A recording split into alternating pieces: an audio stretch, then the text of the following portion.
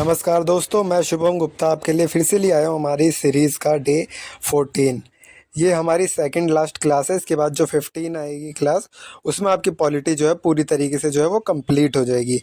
अगर आपने अभी तक पूरी क्लासेस नहीं देखी तो डे 1 से जाके इसे सीरीज़ में देखो, क्योंकि पॉलिटी जो है 15 दिन में 15 लेक्चर्स में बेहतरीन तरीके से ख़त्म की है। तो चलो देखते हैं।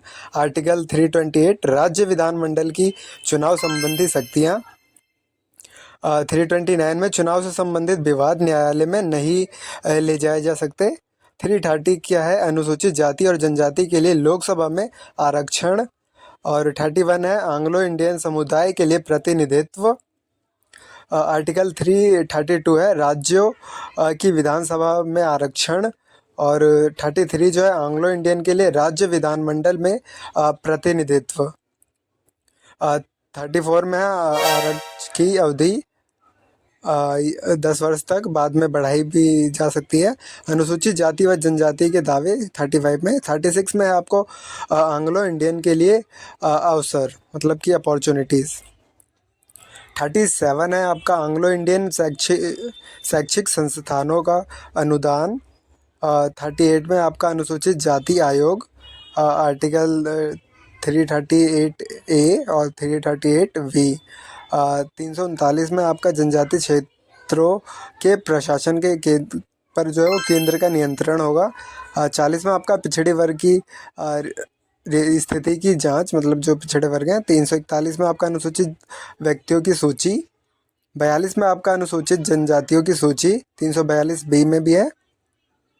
343 है आपका हिंदी भारत की राज्य भाषा होगी, इंपॉर्टेंट है ये आर्टिकल भी काफ़ी। और 344 में आपका राज्य भाषा आयोग और संसदीय समिति।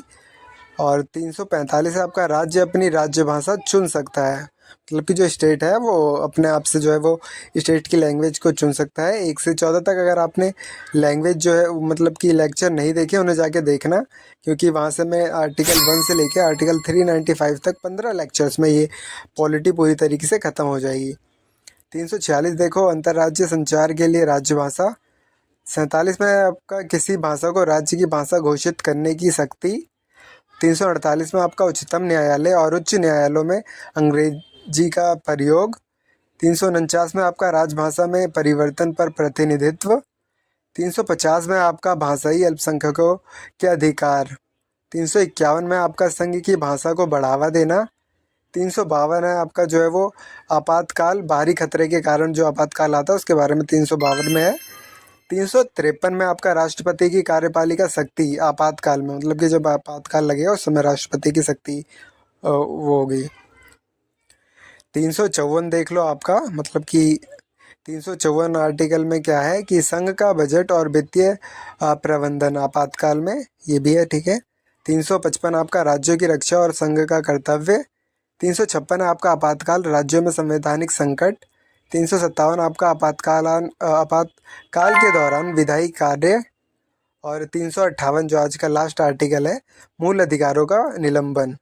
ये सारे इंपॉर्टेंट आर्टिकल सीरीज से करवा रहा हूँ। इसके बाद आपको जो लास्ट आर्टिकल है डे 15 में मिलेगा, वो लास्ट क्लास होगी जिसमें पूरी तरीके से हम पॉलिटी को ख़त्म कर देंगे। और उसके लिए आपको हमारा चैनल सब्सक्राइब करना है ताकि आपको वीडियो का नोटिफिकेशन टाइम से मिल जाए। तो वीडियो को बिना लंबा खींचे ख़त्म करते हैं। थैंक यू गाइस वीडियो को पूरा देखने के लिए।